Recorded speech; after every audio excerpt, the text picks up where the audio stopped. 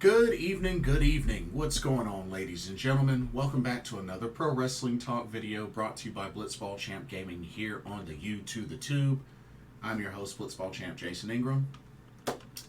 So, for this video, gonna do a triple header review video for 3 joshi promotion shows. First, gonna start off with one very small one for Women's World Wrestling Diana. Like I said, very small, was only 4 matches. So, gonna do a review of that.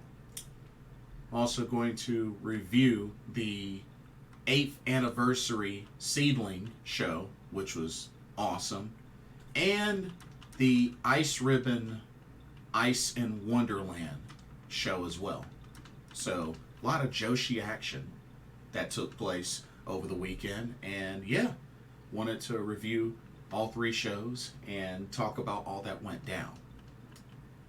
So we're going to first start off with the Diana show, then the SEAdLINNG show, then Ice Ribbon. Sounds good? Y'all ready? I'm ready. So, anyways, the Women's World Wrestling Diana show that took place that I checked out was the Future Sight, the Diana Future Sight Volume 11 show, which was this past Friday, August 25th. That was the show that I decided to check out.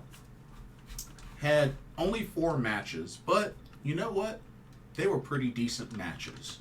And it's been a while since I checked out a Diana show, so I figured why not. Had a very interesting card as well. So let's go ahead and check it out. Here we go. Okay, so first up, you had a tag team match starting from the top left corner and working our way from left to right. So they opened up with a tag team match. We had the team of Madeleine and Kizuna Tanaka taking on the team of Honma and Akane Fujita. The only thing that was kind of annoying was because they had the graphic up, didn't really get a chance to see the intros or the entrances for both teams, so that was kind of annoying. But it went to the action pretty much right after the bell rang, but it's not like you really missed much. So that was the only thing. This was a good match. This was a good tag team match overall. I'm familiar with all 4 of these ladies. Been seeing a lot of Kizuna Tanaka lately. You know, she's from Pro Wrestling Wave. But yeah, it was good to see Madeleine again. It's been a while since I last saw her wrestle, but then again, it's been a while since I've watched a Diana show. This was a good match. Definitely back and forth. Nothing too crazy. But I felt like Akane Fujita and Madeleine kept trading submission attempts. But when it was all said and done, Akane Fujita was able to eventually submit Madeleine with kind of a chicken wing variation with a body scissors. She was able to make her tap out eventually. But yeah, good match, really good match. But I felt like Honma and Akane Fujita were, the more experienced team. But, I felt like Kizuna Tanaka and Madeleine still did pretty well. So, good opening match for the most part. All right, next match. All right, upper right corner, we had a singles match. We had Miran versus Risa Sera. I gotta keep it real with y'all. This was kind of one-sided, if you know what I mean. It was clearly shown that Risa Sera was the stronger of the 2 competitors and had the most momentum throughout the entire match. Miran did get in her shots. She got in her offense, even hitting that lion salt, which she did really well. But Risa Sera was in control. throughout 90% of this match, and it definitely did not change much throughout the match. And Risa Sera was able to pick up the victory, pinning Miran after hitting that diving double knee drop off the turnbuckle. But yeah, Risa Sera, which I love her entrance theme. I loved, the gear that she rocks, especially that blue robe that she wears. But yeah, love me some Risa Sera. And kudos to Risa Sera on showing sportsmanship after the match. She didn't before the match, but she did afterwards, so thought that was pretty cool. But I mean, Risa Sera is the much, more experienced veteran versus Miran. I mean, Risa Sera's in her 30s. Miran is 14, if I remember correctly. So, yeah, that was quite a clash there. Anyway, how about some triple threat action? Next up, we had a three-way match, triple threat. We had Ayako Sato versus Himiko versus Honoka. So once again, Pro Wrestling Wave has got some competitors making a splash here in Diana, with Kizuna, Tanaka, and Honoka. So thought that was pretty cool. This was a pretty entertaining match. I felt like it definitely went the distance. It seemed like it was a lot of Ayako Sato and Himiko just going back and forth, but Honoka definitely got in her share of offense, and I've really liked seeing her work ever since I caught some of the Catch the Wave tournament that she competed in. I really like what Honoka brings to the table, so hope to see more of her. And of course, she just competed at Stardom's New Blood 10, and her and Kizuna Tanaka ended up winning with Hanako, so thought that was really cool. But for the most part, this match was good. But Ayako Sato was able to get the victory, pinning Himiko with a German suplex for the 1-2-3. But overall, pretty good match. And then the main event of this Diana Future Sight Volume 11 show came down to a special tag team match where we had the team of Haruka Umesaki and Stardom's Waka Tsukiyama taking on the team of Nanami and Rina Amikura.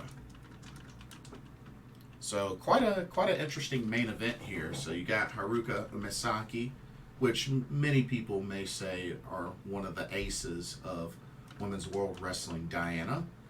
But yeah, teamed up with Club Venus's Waka Tsukiyama, which I think this is her first time wrestling in Diana, I think. But yeah. And lately, there's been a couple of Stardom wrestlers that have wrestled in Diana recently. I want to say Starlight Kid has, Saya Ida has, I know there's somebody else. Oh, Lady C. I think Lady C has as well. So, we've seen a few Stardom wrestlers kind of poke their head into a Diana show. And then, of course, Nanami, who was recruited as part of God's Eye, and Rina Amikura, part of Colors. But this was a pretty entertaining match. It was the main event, which makes sense with the talent on this match that this was the main event. But yeah, it was definitely back and forth. All four ladies looked really good. And it was really good to see Waka Tsukiyama on the winning side. That's right. Haruka Umesaki was able to pin Rina Amikura with a La Magistral for the 1-2-3. But yeah, Haruka Umesaki, Waka Tsukiyama pick up the victory. It's just really good to see Waka on the winning side of a match. So hey, comes into Diana, helps Haruka Umesaki pick up a victory. So good stuff. Really good stuff. And, a good showing from Nanami and Rina Amikura. I see Rina Amikura every now and then, but Nanami, it's been a while. It's been a little while. pops up every here and there. She was also at, if I remember correctly, Stardom New Blood 10 as well, on the side of Ami Sourei, if I remember correctly. So, yeah. But, you know, just another small Diana show in the books. Enjoyable. Definitely enjoyable. They did another show on Sunday, which I haven't caught yet. I might check that one out, but yeah, we'll see. Hopefully we'll see the championships get defended again soon. You know, maybe have a bigger Diana show. Hey, sooner the better, right? Okay. Before I get into the SEAdLINNG and Ice Ribbon shows, here's a quick word on the sponsor of the video, Game Beauty. Check it out. As you continue to watch and enjoy Blitzball Champ gaming content here on the U to the Tube, be sure you take a moment to check out the link to the description for Game Beauty. Game Beauty offers a variety of video game themed makeup and cosmetic products. They offer items such as eyeshadow palettes,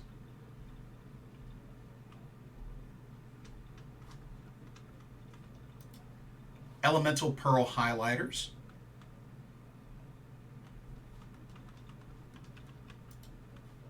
eyeshadow brushes,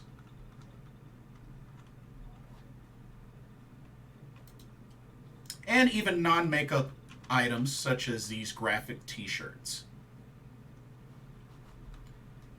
They also have collaboration items like this Persona 5 Royal Limited Edition makeup collection, as you can see here, which you can get it as a full collection, or you can get different bundles of this collection as well as different pieces separately.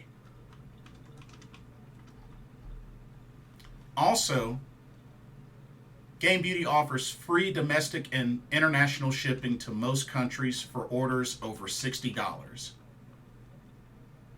And be sure to use the promo code blitzball_champ, all in caps, and you can get 10% off of your order.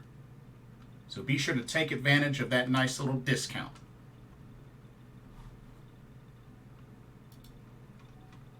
And now, back to our regularly scheduled video. Enjoy.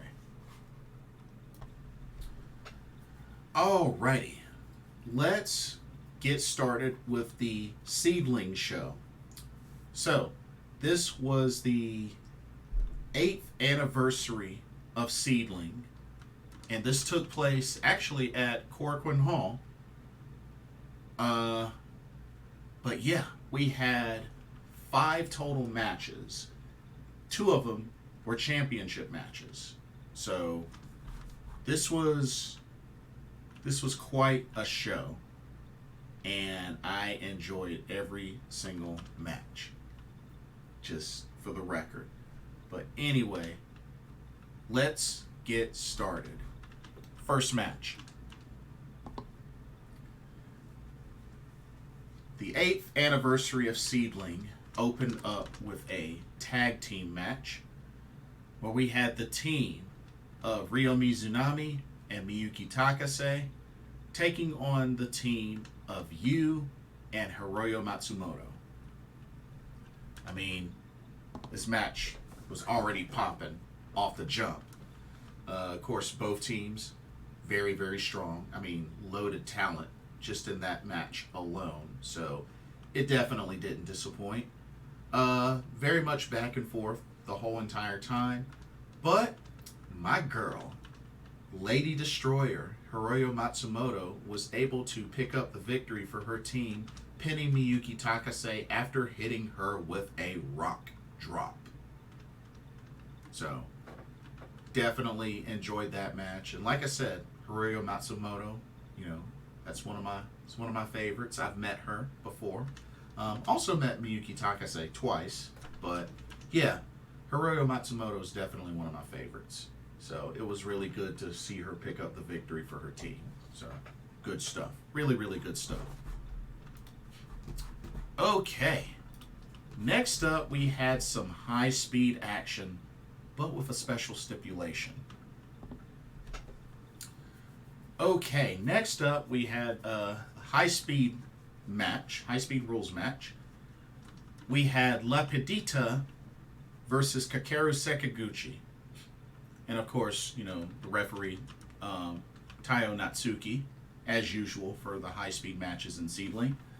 But this had a special stipulation. So if La Pidita won, then Kakeru Sekiguchi would have to wrestle going forward in a mask. But if Kakeru Sekiguchi wins, then La Pidita would have to unmask. So that was the stipulation. And of course, first off, it was always awesome to enjoy a full-on entrance from La Pidita with her dancing and just going all over the arena and just dancing. Love her theme song as well. But this was a very entertaining high-speed match. And of course, you know, the referee got involved quite a bit, and you know, which Taiyo Natsuki does that a lot whenever she refs these matches. But it was very much back and forth. It looked like Kakeru Sekiguchi was starting to get an upper hand later on in the match, but really, I really wasn't too sure who would end up pulling this off, but you know, I went with La Pidita originally, and thankfully I'm glad I did, because at the end La Pidita was able to roll up Kakeru Sekiguchi for the 1-2-3, kind of like a Itabashi or a Kuma roll as the type of pin. But yeah, La Pidita wins this high-speed match, and therefore Kakeru Sekiguchi had to put on a mask, which she pretty much had on, you know, a blue mask. Looked very similar to La Pidita's mask, just a different color. And then it looked like they stood side by side after the match. So, hey, looks like La Pidita may have gotten herself a new friend. And Kakeru Sekiguchi now masked up.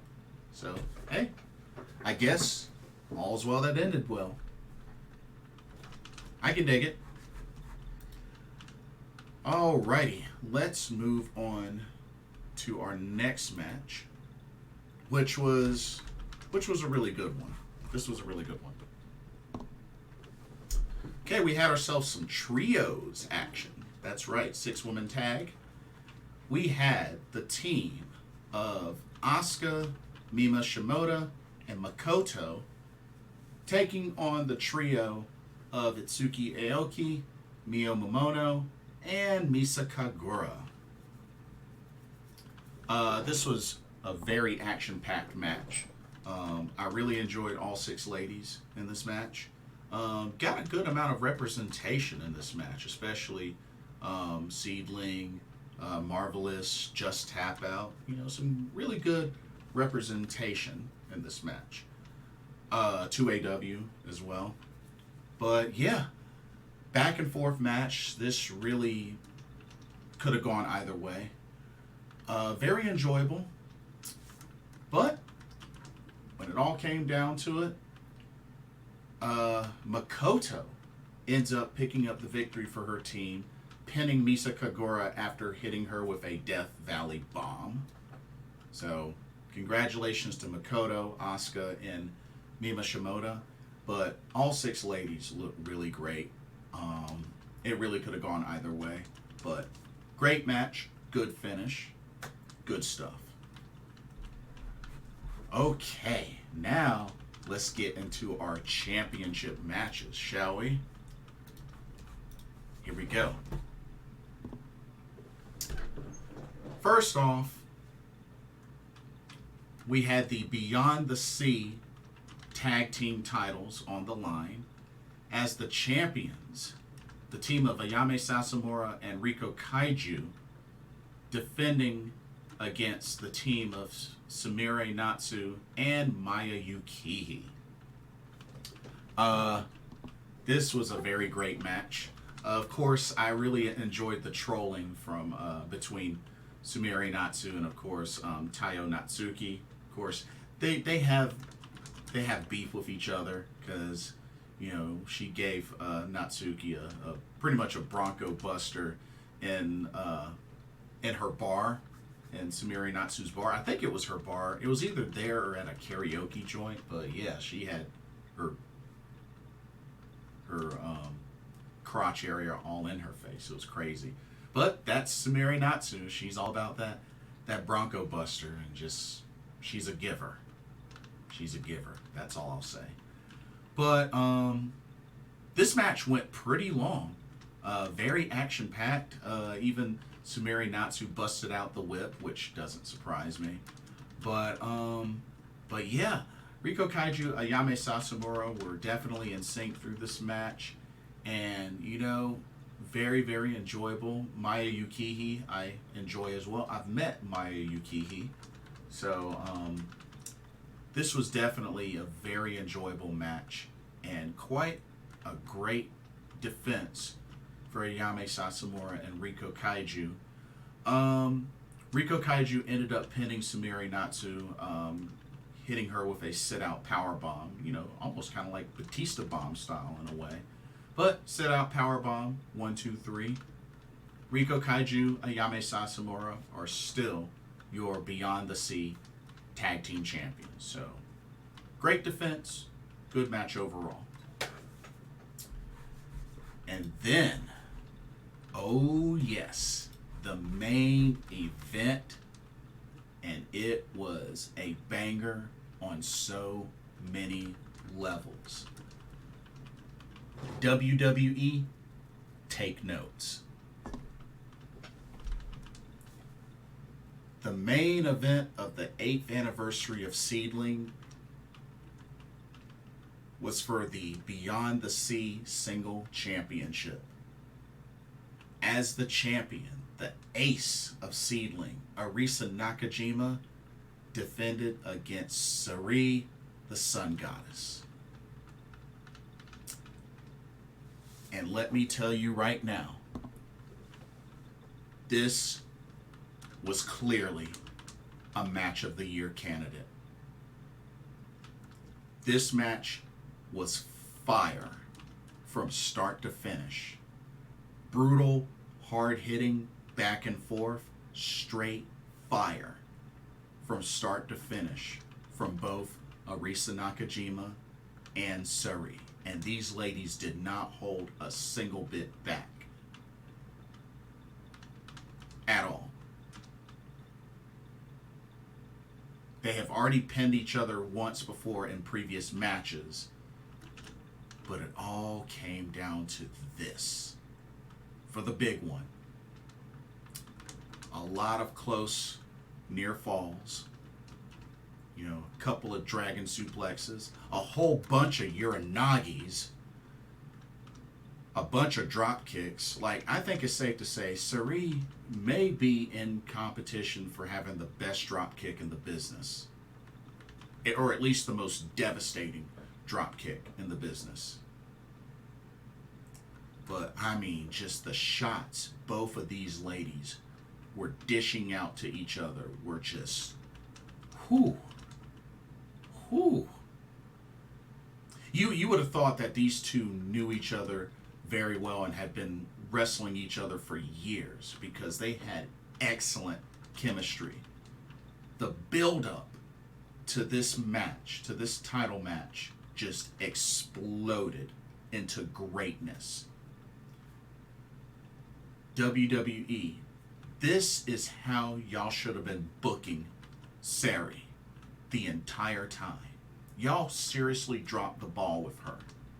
And ever since she left, she has been putting on banger matches in Japan and has not disappointed. And everything ended up working out for her after this move, because after a number of uranagi, at least a good, I think she did at least 5 or 6 in this match. At least. she was able to finally put away Arisa Nakajima, pin her for the 1-2-3, and Seri is your new Beyond the Sea single championship or champion. She has dethroned the ace, Arisa Nakajima, who was in her third title reign. And Seri has dethroned her to become the new Beyond the Sea single champion. So congratulations to Seri, the Sun Goddess, and great show of sportsmanship after the match between her and Arisa Nakajima, but that was clearly a match of the year candidate. Just amazing from start to finish between Arisa Nakajima and Seri. I mean, just wow. Wow. These two ladies tore the roof off of Korakuen Hall, and they were legit trying to destroy each other. Of course, you know, in good spirited competition. But these ladies, oh man. That was a phenomenal match. Match of the year candidate. No questions about it. But yeah, that was the SEAdLINNG 8th anniversary show. I highly, highly recommend, if you haven't seen it, check it out. You can order it from SEAdLINNG's website. Definitely check it out. You will not be disappointed. If you love good joshi wrestling, check this show out. I assure you, you will not be disappointed. Okay, now we will switch gears to Ice Ribbon. Go ahead and get my graphics ready for that. All right. Ice Ribbon presents Ice in Wonderland 2023. Another show that was at Korakuen Hall. And this was a very enjoyable show. We had 6 total matches, with 2 of them being title matches. So definitely very action-packed. But let us go ahead and get started.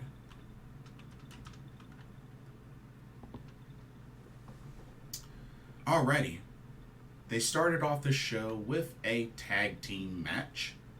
We had the team of Asuka Fujitaki and Kyuri taking on the team of Totoro Satsuki and Mifu Ashida.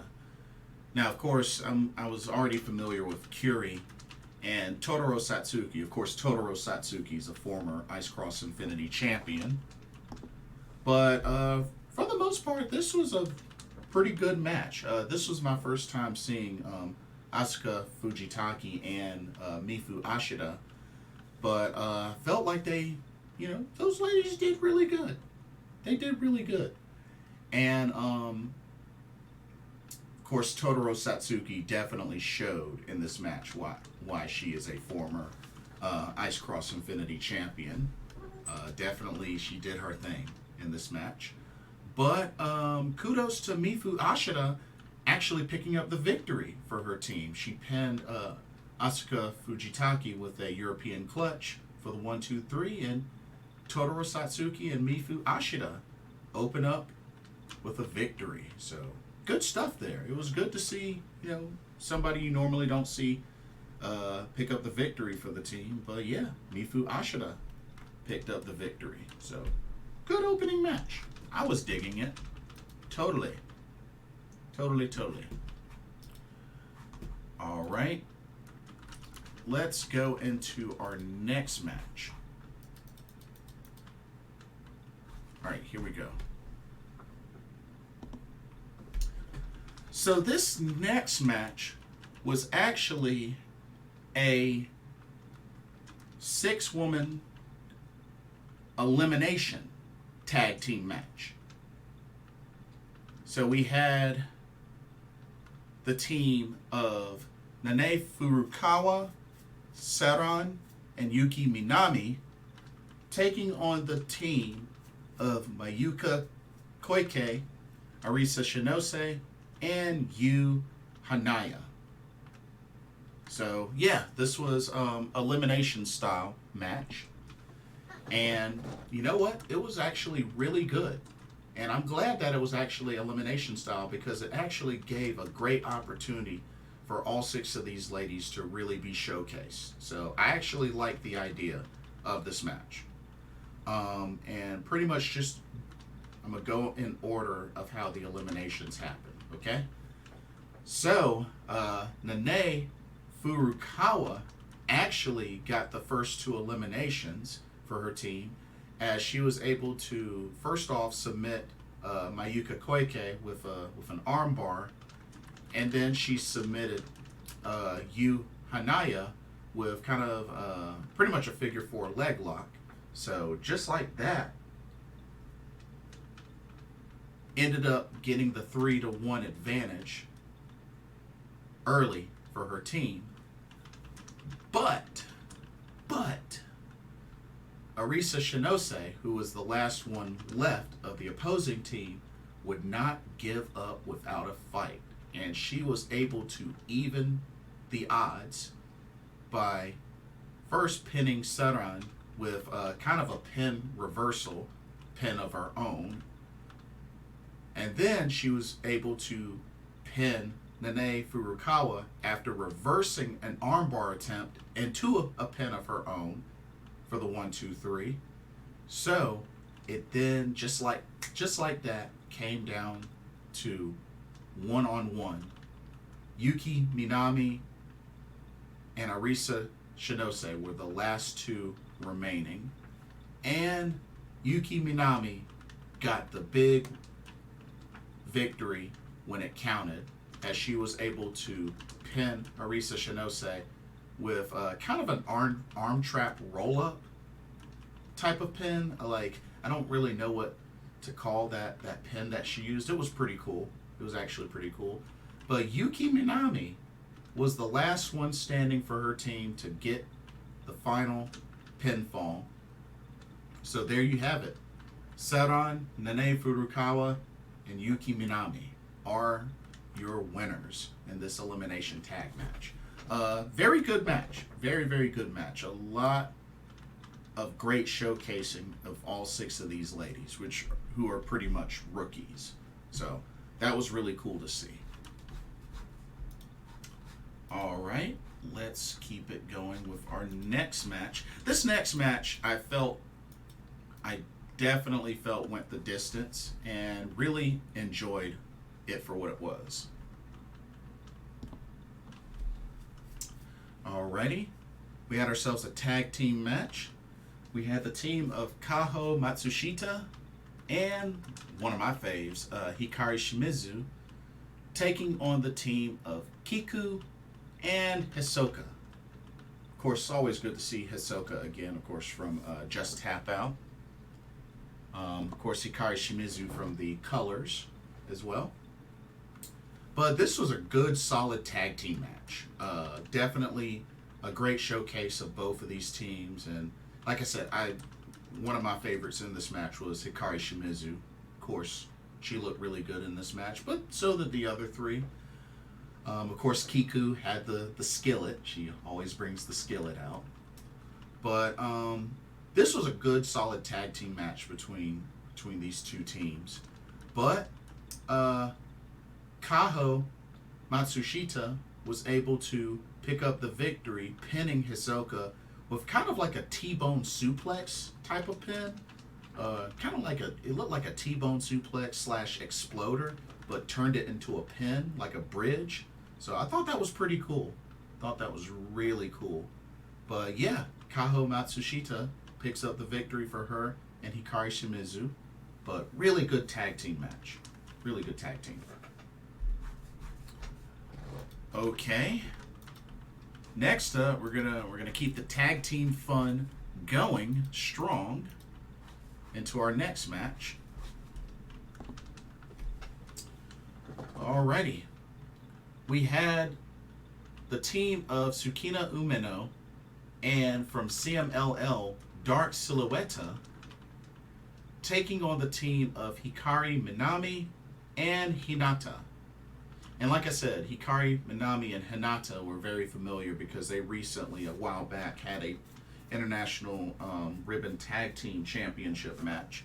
But they came up short, unfortunately. But they put in a good effort. And they definitely put in a great effort in this match as well. You know, I felt like Tsukina Umino and Dark Silhouette kind of had the advantage in just being a little bit of a stronger team. But Hikari and Hinata looked really good in this match, and they definitely brought their A game. You know, they looked just as good as when they had their title shot. So I had no complaints. And this was my first time seeing Dark Silhouette in action, and thought she looked really good in this match. And sure enough, she was actually able to pick up the victory for her team. She actually pinned Hikari Minami after hitting her with kind of like a version of the Michinoku driver. Also, it actually kind of looks like the Piper driver that Piper Niven used to do back at NXT UK. That's what it looked like. But Dark Silhouette picked up the victory for her and Tsukina Umino. So, great, solid tag team match there. Okay, now we get into our championship matches, shall we? Okay, we had two. We had two total. But this first one definitely set the tone. Okay, we had a triple threat, a three-way tag team match for the International Ribbon Tag Team Championships. The champions, Hamuko Hoshi and Makoto, defended against the two teams of Akari and Yappy and the team of Misa Kagura and Sumika Yanagawa. This was an excellent triple threat match. Probably one of the best triple threat women's tag team matches that I've seen in a long time. Because normally, I feel like normally you don't see many triple threat women's tag team matches. I feel like they're kind of few or far in between. You know what I mean? Does anybody else feel that way? I know I do. But both these teams look really good, and I felt like both teams had a good amount of offense, especially Akari and Yappy. Like, I really liked their synergy as a tag team. And even more so, Misa Kagura and Sumika Yanagawa, who are both from the same promotion and just Tap Out, so that doesn't really surprise me. But I believe Yappy and Akari are also from the same promotion in Pure J. So, definitely good tag teams with chemistry here. And I tell you, this match went the distance. Really went the distance. There were a lot of near falls, and just the action was awesome with all three of these teams. And just surprisingly, out of nowhere, Sumika Yanagawa picks up the victory after both her and Misa Kagura hit a double team finisher on Yappy. It was kind of a variation of a heart attack. And Sumika Yanagawa makes the pin 1-2-3, and her and Misa Kagura are your new International Ribbon Tag Team Champions. I did not see that coming. Did not see that coming at all. But the JTO girls, which I believe their tag team is 1-1-1-1, because they like to pose holding up ones. But yeah, the JTO girls are your new tag team champions. Congratulations to Misa Kagura and Sumika Yanagawa. I know I've seen Misa Kagura quite a bit, even in previous shows, but Sumika Yanagawa was somebody that I also liked as well whenever I got a chance to see her, whether it was, an Ice Ribbon or Just Tap Out, whichever. But yeah, new tag team champions, so Good stuff. Congratulations to Misa Kagura and Sumika Yanagawa. And then our main event of Ice Ribbon's Ice in Wonderland 2023 show, and it was another banger. This match was for the Ice Cross Infinity Championship. As the champion, Yuri defends against Ibuki Hoshi.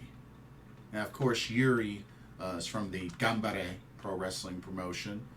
Ibuki Hoshi, also remember, is a former International Ribbon Tag Team Champion. Of course, she used to be Tag Team Champion with Hikaru Shida.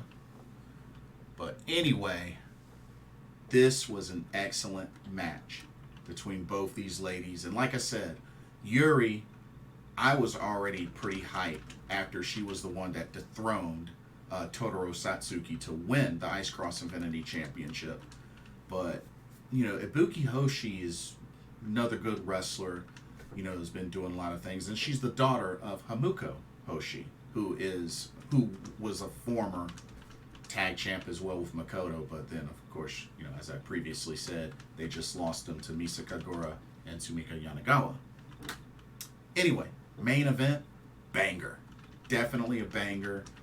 Both ladies look really solid. Really could have gone either way.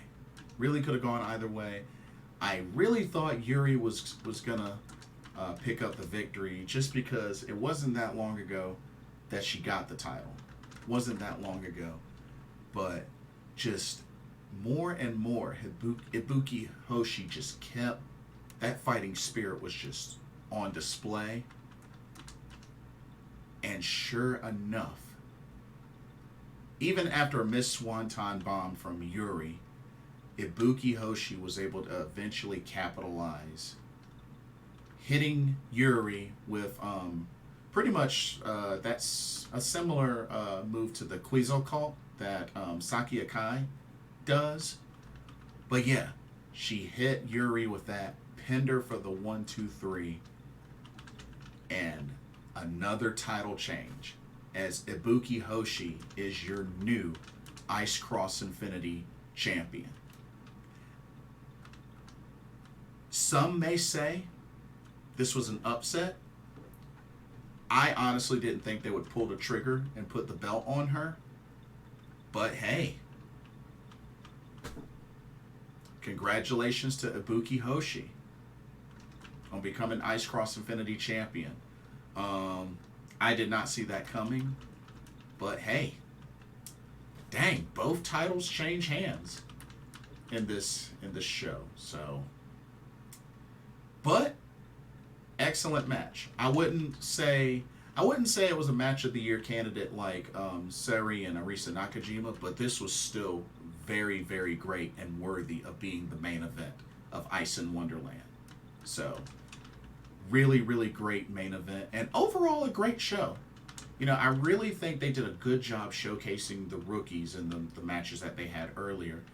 And both championship matches were really good, and yeah, 2 title changes, so good stuff. But it was quite a great weekend of Joshi Pro Wrestling action, and these shows did not disappoint.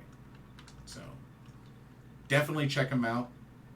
Check out the Diana show, SEAdLINNG 8th Anniversary, Ice Ribbon, Ice in Wonderland 2023. Great shows. Definitely check them out. All right. That'll do it for this video. Don't forget to check out the link to Game Beauty. Also like, comment, subscribe, hit that notification bell. And let me know what y'all thought of these shows. What did y'all think of the cards for each show? Diana Future Sight Volume 11, SEAdLINNG 8th Anniversary, Ice in Wonderland 2023. What did you think of the matches? Would you agree that Sera versus Risa Nakajima was a match of the year candidate? Let me know your thoughts there, and let me know what your thoughts are on the newly crowned champions. Sera, your new Beyond the Sea singles champion. Ibuki Hoshi, your new Ice Cross Infinity Champion. And Misaka Gura and Sumika Yanagawa, your new International Ribbon Tag Team Champions. Let me know your thoughts and feelings on that. And thank you so much for watching. Hope you enjoyed the video. For another Pro Wrestling Talk brought to you by Blitzball Champ Gaming here on the YouTube, the Tube. My name is Jason Ingram. Hope everybody has a blessed week coming up, and I will see y'all in the next video. Take care. Peace out.